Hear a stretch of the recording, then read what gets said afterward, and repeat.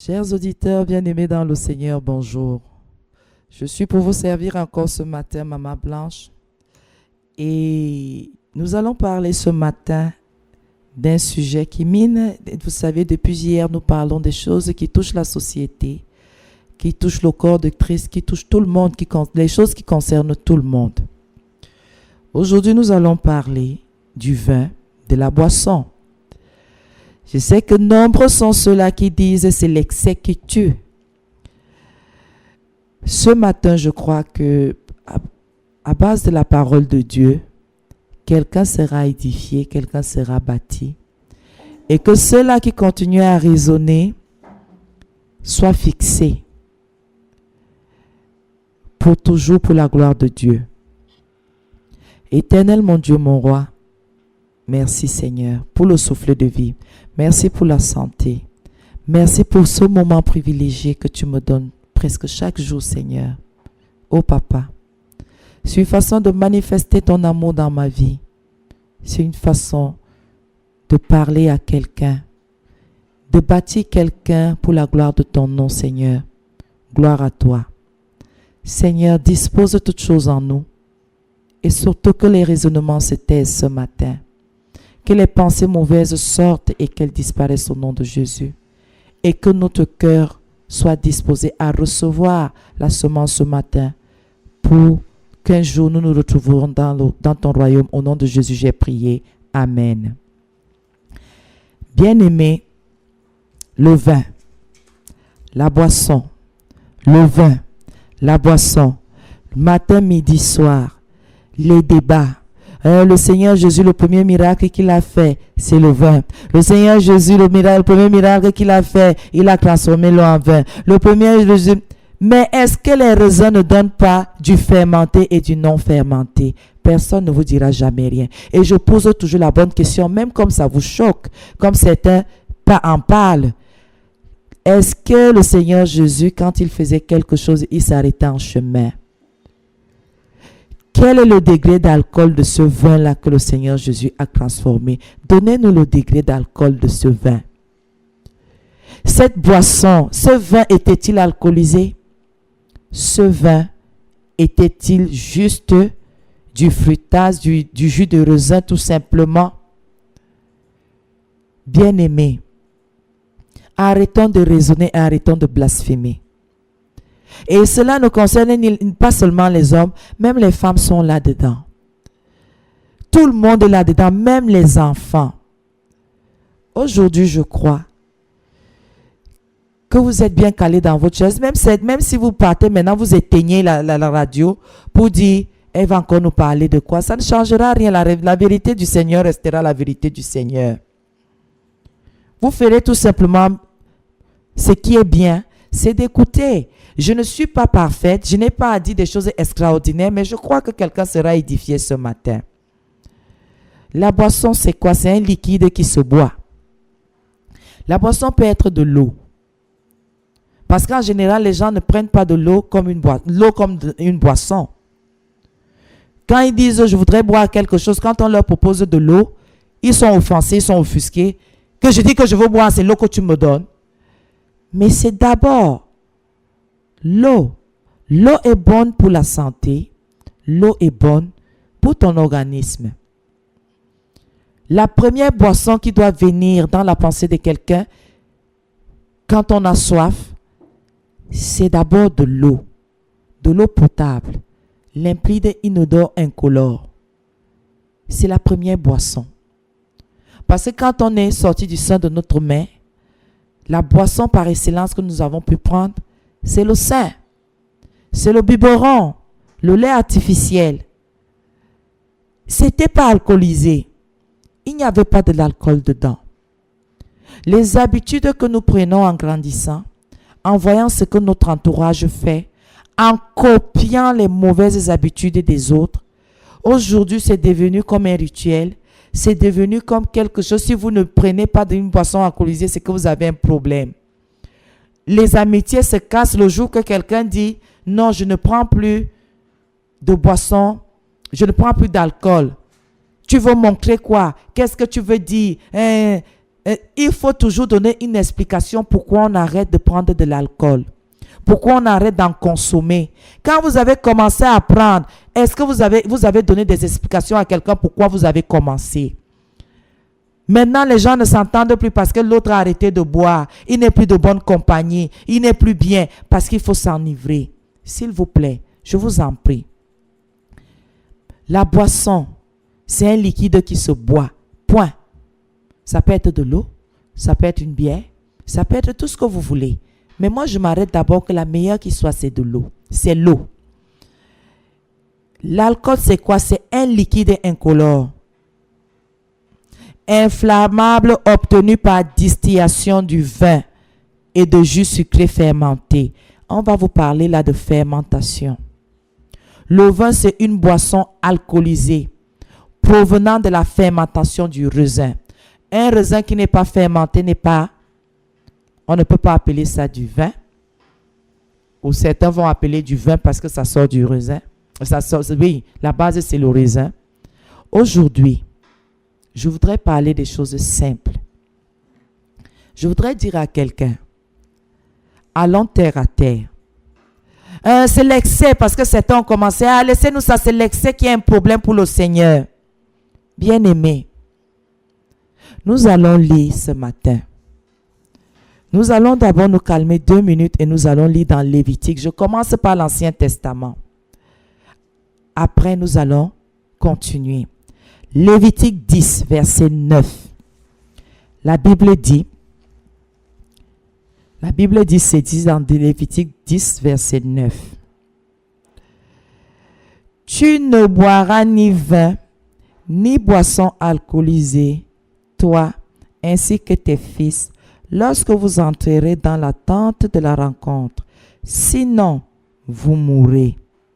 Ce sera une prescription perpétuelle pour vous au fil des générations, afin que vous puissiez distinguer ce qui est saint de ce qui est profane, ce qui est impur de ce qui est pur, et enseigner aux Israélites toutes les prescriptions que l'Éternel leur a données par l'intermédiaire de Moïse. J'entrerai directement dans la famille de Dieu. Parce qu'aujourd'hui, les impies, les païens, ceux-là qui partent à l'église par occasion, ont commencé à raisonner et je ne m'attarderai pas parce que quand on enseigne, quand la parole de Dieu, c'est Alléluia, Amen. Voilà ceux qui sont appelés enfants de Dieu, famille de Dieu. Les Alléluia, Amen. Au nom de Jésus. C'est à nous que le Seigneur parle là. Aujourd'hui, le vin est entré à l'église. Le vin est entré dans les assemblées. Les gens sont assis sur les chaises, ils sont ivres. Les gens sont sur les autels derrière les pupitres, ils sont ivres. Et ils disent aux gens, c'est l'excès. C'est l'excès qui est un problème. C'est l'excès qui est un problème. Je poserai une question claire ici et simple. Est-ce que c'est l'excès de mensonge qui est un problème ou c'est le mensonge tout simplement? Parce que quand les gens veulent commencer à raisonner et à parler des choses de Dieu, ils cherchent des petites choses pour commencer à bavarder. Voilà un sacrificateur et tous ses fils. Aaron, le Seigneur dit, par la bouche de Moïse, il dit ceci: tu ne boiras ni vin, ni boisson alcoolisée. Donc il y a une différence entre vin et boisson alcoolisée. Vous qui connaissez beaucoup là et qui vous voulez enseigner les gens même là où l'enseignement ne tient pas. Vous qui voulez prétendre avoir la connaissance pendant que vous êtes dans la chair et vous voulez parler des choses de l'esprit de Dieu. Quel est ce sacrificateur, quel est ce prêtre qui monte sur l'autel et qui s'enivre d'alcool, qui boit et qui dit qu'il a le discernement de ce qui est profane et de ce qui est impur et de ce qui est pur? Arrêtez un peu de mentir. Arrêtez un peu de raconter des inepties. Arrêtons de raconter des bêtises. Nous sommes appelés à être des exemples. Aujourd'hui, les gens se lèvent. Ils disent c'est l'excès qui tue. La Bible me dit que c'est le diable qui est le père du mensonge. Donc il n'y a pas de petit mensonge, il n'y a pas de grand mensonge. Le mensonge est un mensonge. Le vin, c'est le vin. Une boisson alcoolisée, c'est une boisson alcoolisée. Et la Bible me dit que si je suis enfant de Dieu, si je suis de la famille de Dieu et si j'ai cru, si je suis sacrificateur, si je suis prêtre, si je suis je sais plus quoi, il y a tellement de noms. Si je suis prophète, si je suis pasteur, si je suis docteur, il y a tellement de noms. Archibishop, bishop. Je ne dois pas toucher, sinon je vais mourir. Et comme vous savez souvent quantifier, remettre les choses à leur place. Non, il parlait seulement à Aaron. Écoutez exactement ce que la parole de Dieu dit. Et arrêtez de ramener vos bêtises sur l'autel. Vos bêtises dans la maison de Dieu. La maison de Dieu n'est pas devenue votre salle de bain. La maison de Dieu n'est pas devenue votre cuisine. Vous enseignez quoi aux gens? L'excellence ou la médiocrité? Vous voulez des personnes médiocres ou vous voulez de l'excellence de Christ dans la vie des gens? Ils boivent. Ils sortent des églises dans les après-midi, ils boivent avec les diacres, les anciens. Ils partent s'asseoir dans les bars. C'est de l'impureté. Laissez les gens tranquilles. Laissez les gens tranquilles avec vos critiques d'hommes perdus et de femmes perdues. Qu'est-ce que vous ramenez dans l'église? Hommes de Dieu, femmes de Dieu, enfants de Dieu. Et ils se permettent même de raisonner. Ils se permettent de prendre les antennes, de prendre les micros et de dire, vous savez, c'est l'excès qui tue. C'est l'excès qui est un problème pour... Si déjà, un verre de vin pour vous faire rire bêtement, parler et dire du n'importe quoi, toucher aux fesses des femmes dans les bars et je ne sais plus où. Et vous ne pouvez plus garder les secrets que les chrétiens sont venus vous confier. Vous dites que le vin n'est pas un problème, les boissons alcoolisées ne sont pas un problème. Qu'est-ce que vous racontez? Les églises sont vides aujourd'hui parce que les pasteurs, les hommes de Dieu, les femmes de Dieu ne savent plus garder les secrets. Quand vous êtes dans cet état, est-ce que vous vous rendez même compte de ce que vous faites? C'est l'excès qui tue. Qui vous a dit ça? Qui vous a dit il y a des gens qui sont en train d'aller à pied, mais qui ont une crise cardiaque pendant qu'ils n'étaient pas... Où est la vitesse là-dedans? Ils tombent, ils meurent. Pendant que rien ne se passait, seulement le fait de marcher. Depuis quand la marche tue? Arrêtez ça. Ils veulent raisonner. Mais vous allez soutenir des thèses dans le monde. L'école est là pour ça. Allez bavarder là-bas. C'est là-bas qu'on veut de vos raisonnements. Dans la maison de Dieu, on n'a pas besoin de vos raisonnements. Le Saint-Esprit est venu pour renverser ces bêtises-là. Et aujourd'hui, on ne peut plus parler. Dès qu'un homme de Dieu dit non, l'affaire du vin là, moi je suis sorti du vin. Non, si lui il est sorti, c'est que le vin était un problème pour lui. Voilà des sacrificateurs. Le Seigneur parle à une famille de sacrificateurs. Toi pasteur qui bois, toi femme de Dieu, servante de l'Éternel qui bois, tu donnes quel exemple à tes enfants? Est-ce que tu sauras les tenir? Est-ce que tu pourras les tenir? La dérive dans le corps de Christ. Aujourd'hui, on dit non, on parle mal des pasteurs. Mais regardons d'abord ce que nous faisons. Quelle est la différence entre un païen et nous?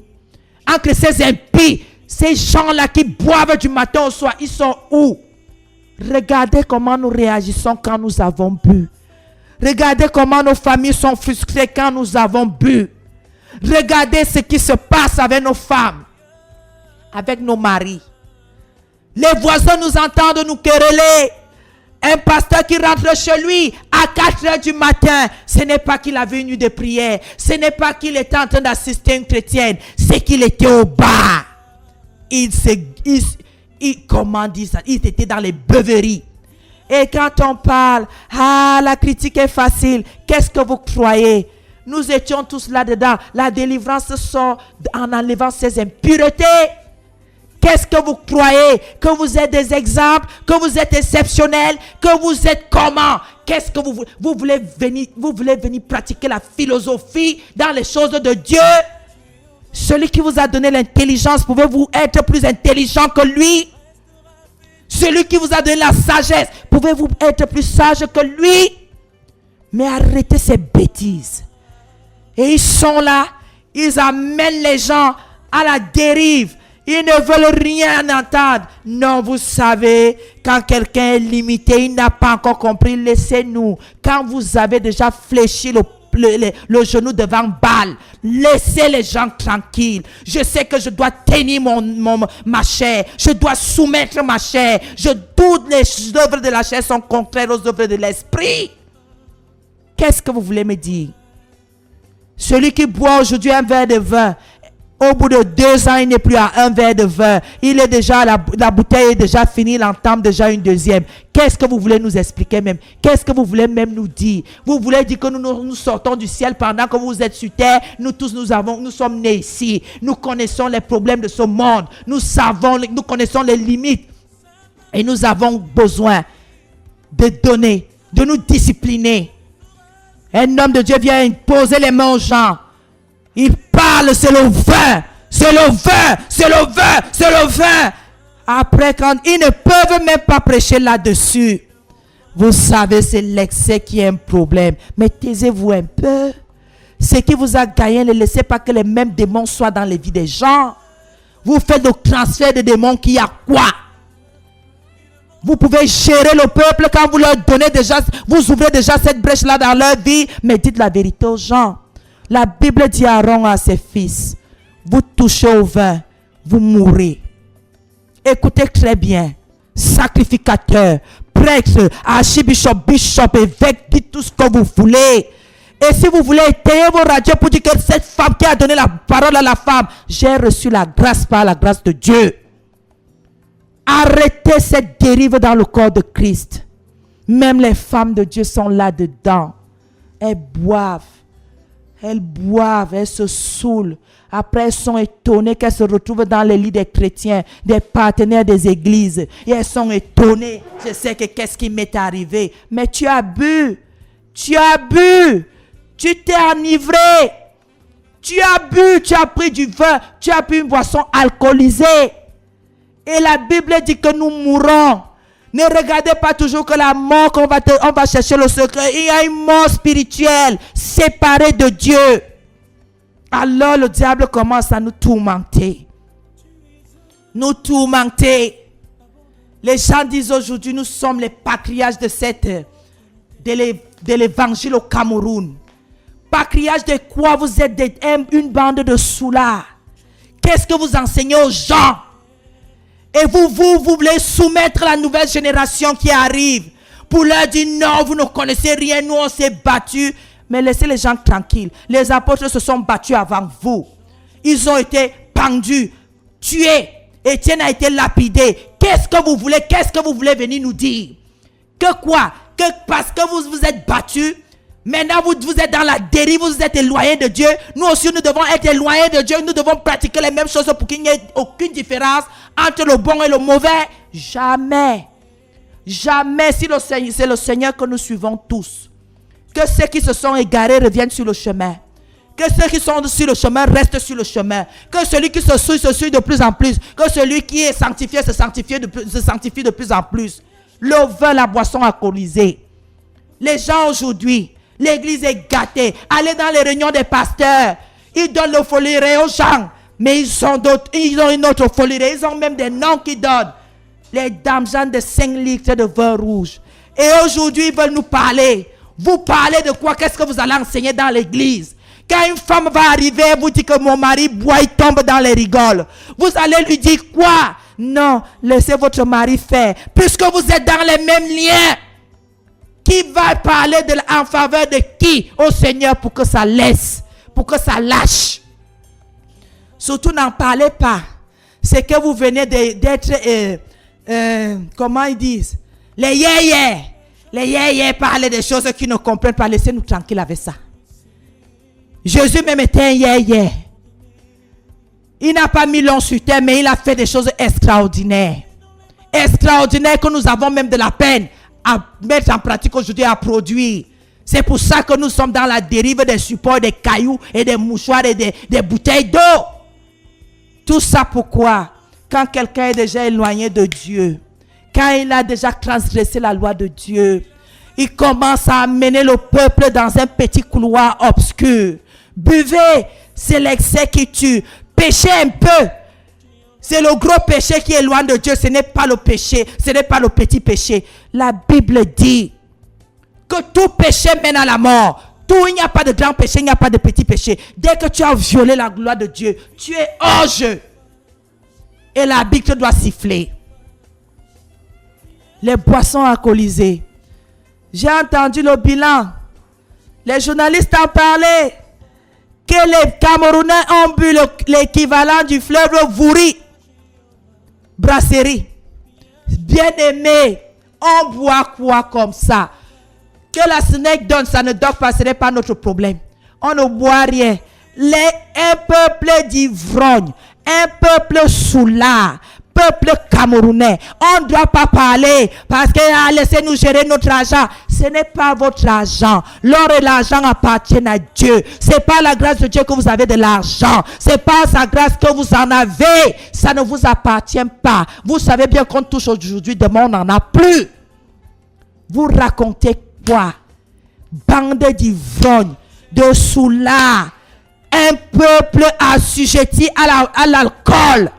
On ne doit pas parler. Regardez ce qui se passe dans les familles. Un homme, il est marié, il a sa famille parce qu'il a bu. Un jour se retrouve dans la maison d'une autre femme. Il ne sait pas comment il a fait pour arriver là-bas. Il ne sait pas ce qui s'est passé. Au bout de quelques mois, sachant qu'il ne sait rien, la femme revient. Je suis enceinte de toi. Elle est consciente que ce n'est pas lui. Mais lui, ne sachant pas ce qu'il a fait cette nuit-là, dans sa soulardise, dans son ivresse, il panique. La femme commence à le tenir ici. Elle est consciente que le gars n'a rien pu faire. Mais comme il ne sait pas, le voilà assujetti à quelque chose qu'il ne connaît pas. Bien-aimé, on dit quoi? Les gens, il suffit d'une cuillère à soupe d'alcool, ils sont sous. D'autres, vous buvez lui sous la côté de vous, il n'a même pas touché. Qui connaît qui? C'est l'excès par rapport à quoi? Par rapport à qui? La Bible dit que les sacrificateurs, il parlait à Aaron. Sacrificateur, comment vous allez discerner? Comment vous allez comprendre? Là où le Seigneur veut nous amener. Tu ne boiras ni vin, ni boisson alcoolisée. Toi, ainsi que tes fils, nous sommes appelés pasteurs aujourd'hui. Quel est l'exemple que nous donnons à nos enfants? Est-ce que nous sommes seulement des pasteurs à l'église? Nous sommes des pasteurs à la maison. Nous sommes des pasteurs dans le quartier. Nous sommes les pasteurs dans les villes, dans le pays. Nous sommes des pasteurs. Nous devons marcher, sachant toujours qu'il y a un regard posé sur nous. Il y a quelqu'un qui nous connaît quelque part que nous ne connaissons pas. Cette personne vous trouve devant une bouteille qui transpire et ce n'est pas un liquide clair. Je suis en train de me rafraîchir. Oh papa, oh maman, tu es en train de te saouler. Excusez-nous. Tout ça parce que vous voulez entendre que votre vie a changé, que vous vivez comme un roi. Mais regardez comment la plupart des rois finissent. Qu'est-ce que vous racontez? Daniel a refusé de manger à la table du roi parce que les mecs qui étaient sur cette table ne pouvaient pas contribuer à son épanouissement spirituel. Qu'est-ce que vous voulez dire? Il ne pouvait pas boire de ces vins parce que ces vins-là étaient tumultueux, parce qu'ils étaient forts et ça allait faire qu'il ne discerne plus ce qui est bon de ce qui est mauvais. Vous imposez les mains aux gens sous. Et les gens acceptent même que vous leur imposez vos mains souillées. Un esprit ivrogne est en train d'imposer les mains aux gens. C'est quelle histoire? Il parle. Ce sont les effusions d'alcool qu'il déverse sur les têtes des gens. Et ils disent, laissez-nous tranquilles. Vous êtes les yé-yé. Mieux vaut encore être yé-yé éternellement que d'être ancien pour se perdre. Que le Seigneur nous fortifie. Tu ne boiras ni de vin, ni de boisson alcoolisée. Et quand vous buvez comme ça, qu'est-ce que vous direz à un chrétien qui vient d'arriver, qui vous dit que je suis dans les liens de l'alcool, je voudrais abandonner. Qu'est-ce que vous allez lui dire? Vous allez lui dire quoi, puisque vous avez les mêmes démons? Vous avez les mêmes faiblesses. Vous avez le même dilemme. Qu'est-ce que vous allez lui dire? Il veut croire en Jésus, mais un jour, il arrive, il dit, pasteur, je résiste, la tentation est grande. Pasteur, priez pour moi. Pendant que vous lui imposez les mains, qu'est-ce qui ressort de vos entrailles? L'odeur de l'alcool, l'odeur de la bière. Vous rôtez même sur sa tête et vous dites, oh, il dit, mais le pasteur boit, mais la servante boit, mais archibishop boit, mais prophète boit. Comment prophète peut boire pendant que je pars chercher de l'aide? Prophète ne peut rien me dire. Oh, le prophète ne peut rien me dire. Le prophète n'a rien à dire puisqu'il est dans les mêmes liens que moi. Le voilà, dès que vous finissez, qui va. Maintenant, il buvait, même il a acheté les bouteilles, il cherche maintenant le fût pour tomber là-dedans, pour dire que même les serviteurs de Dieu sont là-dedans. Bien-aimés, qu'est-ce que vous dites? Vous êtes de ces prophètes-là qui disaient des choses pour plaire au cœur des gens. Vous êtes de ces prophètes-là. Allez lire dans Michée. Le prophète qui... Et c'est pour ça. Et dans Michée, on dit que les prophètes qui prophétisent pour satisfaire. Ces bêtises-là. Buvez. Le vin n'est pas mauvais. C'est l'excès qui tue. Arrêtez ça. C'est là-bas qu'il y a la foule. Ce n'est pas moi qui le dis. Lisez Michée. Michée, je crois Michée 2. Michée 2, verset 11. Lisez.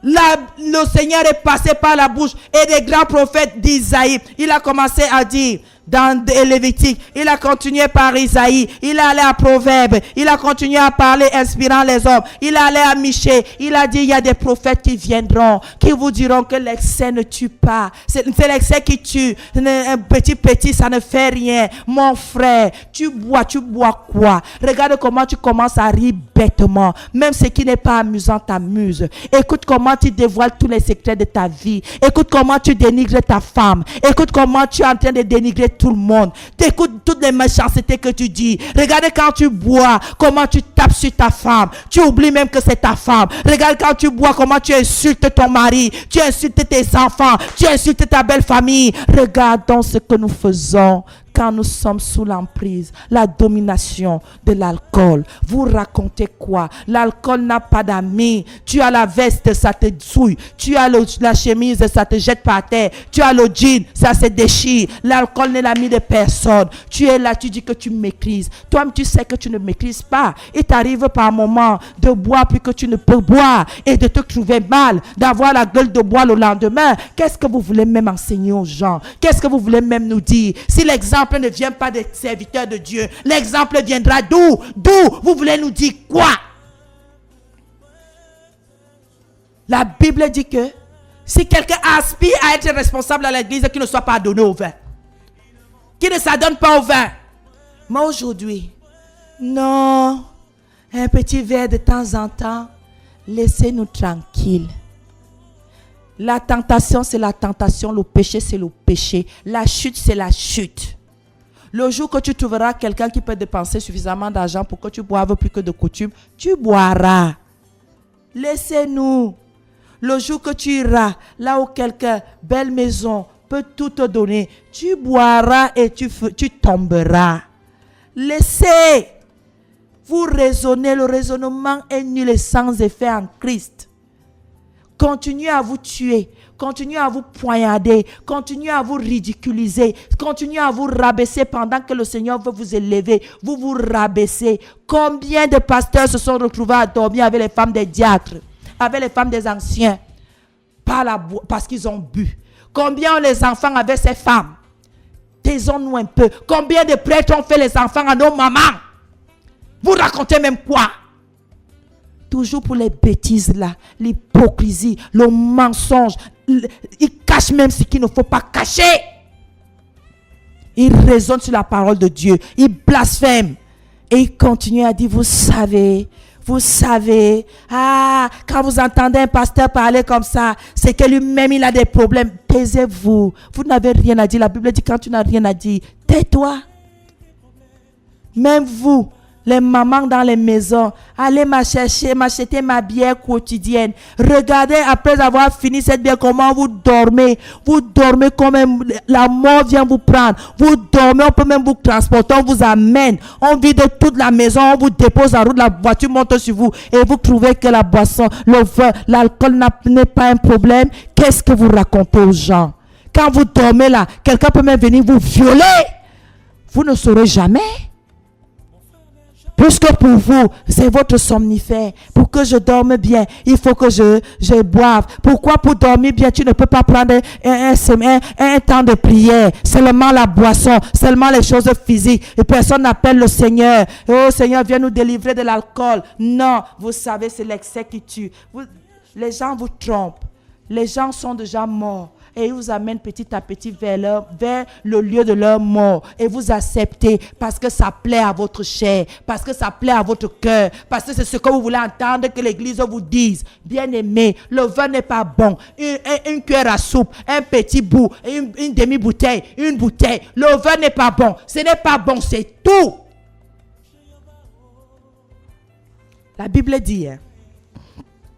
La Bible dit, tu ne boiras ni vin ni boisson alcoolisée, toi ainsi que tes fils. Lorsque vous entrerez dans la tente de la rencontre, on voit les gens entrer à l'église sous. Que le Seigneur vous bénisse. Sinon, vous mourrez. Sachez que vous êtes morts depuis, même si vous marchez encore, vous êtes des zombies. Vous êtes les morts vivants. Mais vous marchez parce que le Seigneur attend que quelqu'un revienne et qu'il se repentisse. Repentons-nous. Repentons-nous. Repentons-nous. Renonçons à ces bêtises et revenons à Dieu. Repentons-nous. Il n'y a pas de petit péché, il n'y a pas de grand péché. C'est le péché qui produit la mort. C'est tout. La Bible est claire. Le péché, c'est la violation de la loi de Dieu. Tu violes, tu es déjà en désaccord avec lui. La Bible continue. Ce sera une prescription perpétuelle. Perpétuelle, permanente, pas temporaire. Permanente pour tous les sacrificateurs. Si tu sais que tu es à l'autel, si tu sais que tu parles de la part de l'Éternel, si tu sais que tu es au service de Dieu, cette prescription est perpétuelle. La Bible en 2, je t'en ai dit, c'est l'Ancien Testament. Coupez donc la Bible en 2, jetez l'Ancien Testament et restez avec le Nouveau Testament. Je saurai bien comment vous allez vous en sortir. Je verrai bien comment vous allez vous en sortir. L'Ancien Testament montre l'homme animal, comment la transformation vient et comment le Nouveau Testament prend pied. Laissez les gens tranquilles. Ça, ce sont les choses passées. Ce ne sont pas les choses passées. Il a dit perpétuel pour dire que tous les descendants d'Aaron, montrez-nous alors maintenant, là où les descendants d'Aaron se sont arrêtés et là où nous commençons. Montrez-nous à quel niveau. Démontrez-nous ce que vous voulez nous montrer, ce dont vous parlez là.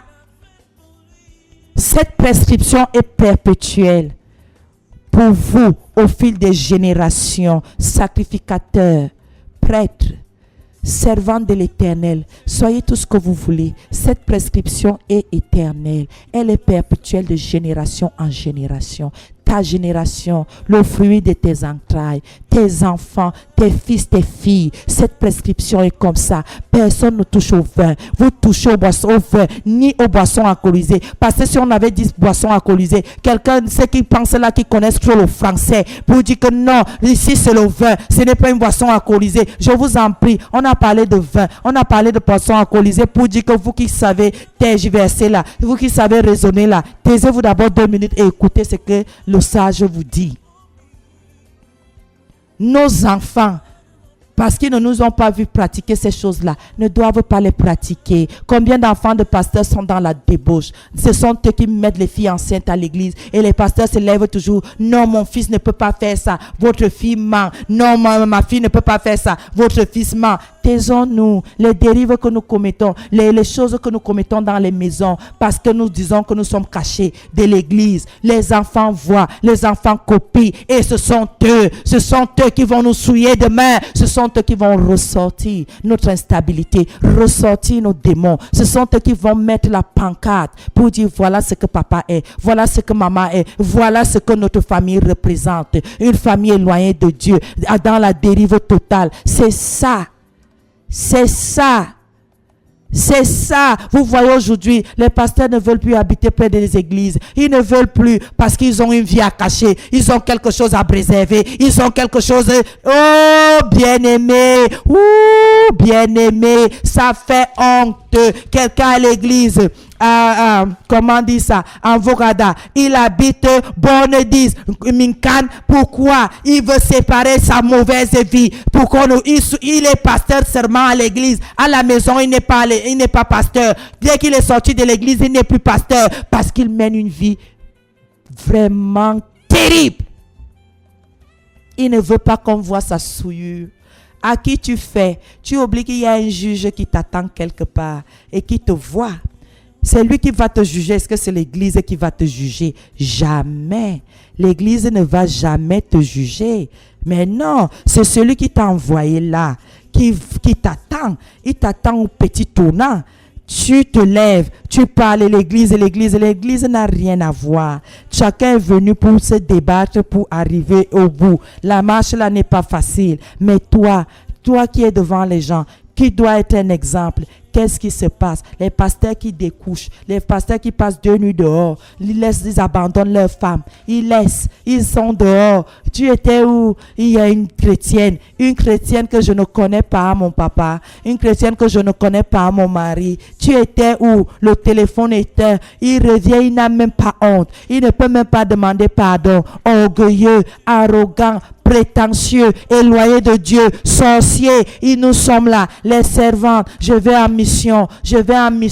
Pendant qu'elle part passer un séjour à Kribi, à Limbe, avec quelqu'un qui est venu à l'église, qui lui a fait l'œil. Là, voilà qui est parti. Et quand elle revient, elle a de l'argent. Papa Pastori, oh, tu es une grande femme. Mais elle a été grande dans tous les sens.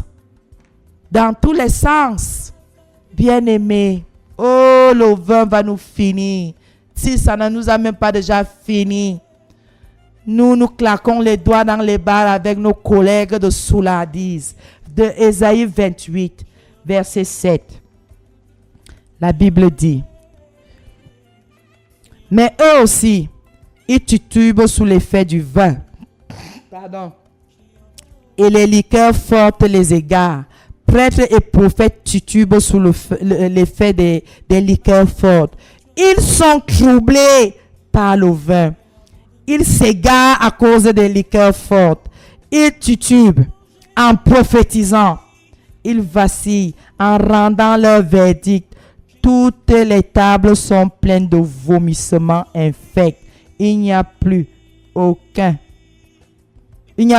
place intacte. Bien-aimé, oh, l'un des grands prophètes alors a parlé, Isaïe. Le Seigneur lui parlait.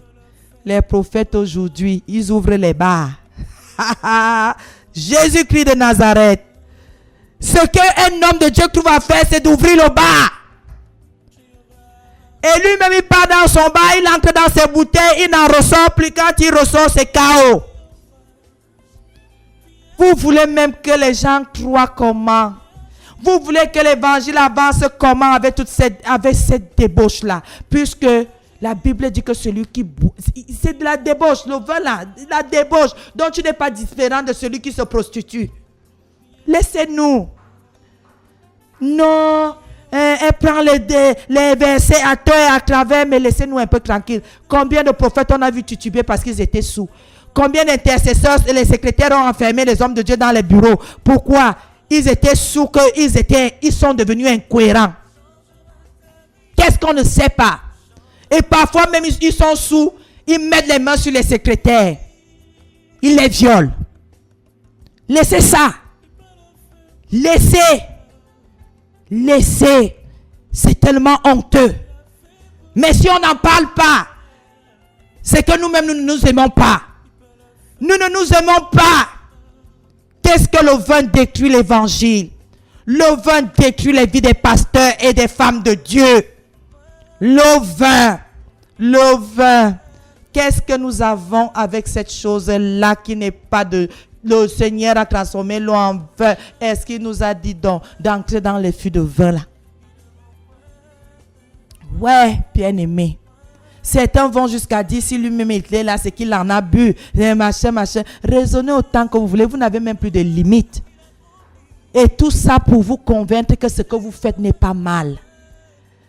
Mais regardez ce qui se passe donc dans votre assemblée. Regardez donc ce qui se passe autour de vous. Combien de témoignages on a eu après un dimanche après-midi, un pasteur qui bat sa femme au point, la femme sort presque nue. Qu'est-ce qui peut pousser un homme de Dieu à aller jusque-là pour que tout le monde voit comment il est un homme charnel? Où est la maîtrise de soi? Où est la tempérance? On nous demande d'être modérés, nous sommes à quel niveau? Nous sommes à quel niveau? Vous allez dire, celle-là c'est qui? Elle à quel niveau? Laissez mon niveau tranquille. Laissez écouter la voix de l'Éternel qui vous parle. Laissez ma morphologie physique, une femme. Laissez. Vous êtes incapables de parler entre vous les hommes là. De dire des choses qui ne... Laisse ça. Vous êtes incapables de vous édifier. Pourquoi? Non, le jour que je vais tomber, on va se moquer. Est-ce que je suis serviteur d'un homme de Dieu? Est-ce que je suis serviteur d'un homme? Je suis servante de l'Éternel. Si je tombe, qui es-tu pour me juger?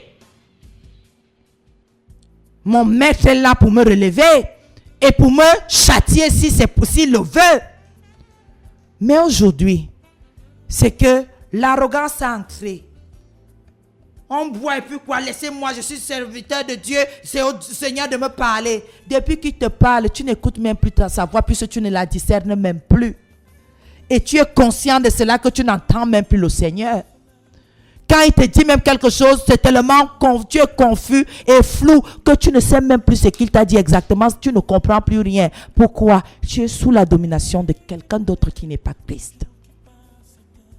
Nous titubons en prophétisant. Quelle honte! Nous marchons en vacillant. Quelle catastrophe! Nous disons des choses incohérentes. Et toute l'assemblée se rend compte que on a passé les heures dans les beuveries à se saouler. Et nous avons eu l'audace de venir à l'église. Regardez comment le pasteur transpire. Ce n'est pas parce qu'il a chaud. L'alcool est en train de le tourmenter de l'intérieur. Il transpire à grosses gouttes. Il n'a même pas encore commencé à enseigner. Monsieur est mouillé. Et il dit qu'il fait chaud. Pendant qu'il ne fait pas chaud, c'est ce qu'il a mis dans son ventre qui est en train de le bousiller. Il n'arrive même pas à parler. Il dit des choses qui ne tiennent pas. Pour grimper les escaliers, il faut voir comment les gens viennent le soutenir. On va le faire coucher sur... Comme ils ont toujours les canapés dans les bureaux, on va le faire coucher. Il faut voir, c'est la secrétaire qui enlève la veste, qui desserre la cravate pour qu'il ne s'étouffe pas. Et après, il vomit sur son propre tapis. Il vomit. Il fait caca et pipi sur lui. Quel ridicule. Et vous ne voulez pas qu'on en parle. La secrétaire qui voit là, si sa foi n'est pas bâtie en Christ, elle perd la foi. Écoutez, nous sommes tous des serviteurs et des servantes. Quand un chrétien quitte une assemblée pour une autre, écoutez ce que le chrétien va dire là-bas. Je ne veux pas dire que c'est il faut donner du bon. Il faut dire que c'est du vrai. Parce qu'en général, ils grossissent les choses et ils disent du mal pour rien. Mais l'essentiel, c'est quoi? L'essence de ce qu'il dit, c'est quoi? C'est qu'il y a un problème. C'est qu'il y a un sérieux problème. C'est que c'est grave. C'est que c'est très grave. La Bible dit que nous titubons en prophétisant. Et il faut entendre les bêtises que nous racontons en disant que nous prophétisons. Les bêtises. Je vois comment un homme qui est sous l'emprise de l'alcool peut voir quelque chose. Quelle est la vision qu'il peut voir? Plus physiquement, il voit déjà deux personnes, trois personnes, une personne en deux, trois personnes en trois, une personne en trois. Qu'est-ce que tu peux discerner de la vision que le Seigneur te montre là? Même pour parler, tu ne peux pas puisque ta langue ne tient plus. Ta langue est sous l'emprise de quelque chose que tu ne comprends plus toi-même. Qu'est-ce que tu peux bien dire? Et aujourd'hui, il se lève, non, je suis plus devant le Seigneur dans cet état. Si moi, une femme, je te convoite, je te viole. Tu ne peux plus lever des mains pour dire, je n'ai jamais fait. Puisque tu ne sais pas dans cet état-là ce que tu fais et ce que tu ne fais pas. Et si pendant ce temps, tu es avec une intercesseuse, tu es avec quelqu'un qui trouve qu'arriver chez toi, il y a des gens là-bas qui vont te voir et qui te prend et qui t'amène chez lui.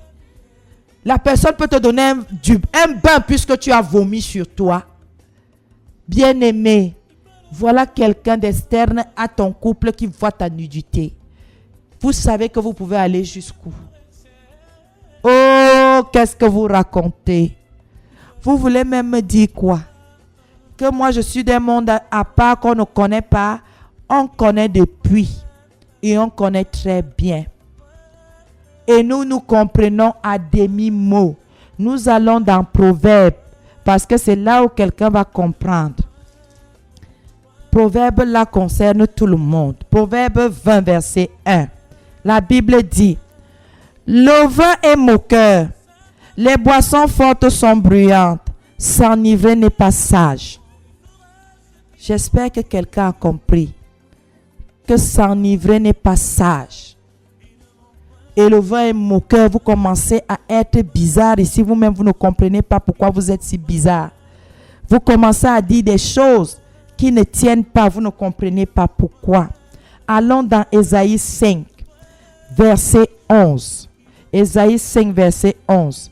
Il est écrit: malheur à ceux qui courent de bon matin après les boissons enivrantes et qui s'attardent le soir parce qu'ils sont échauffés par le vin.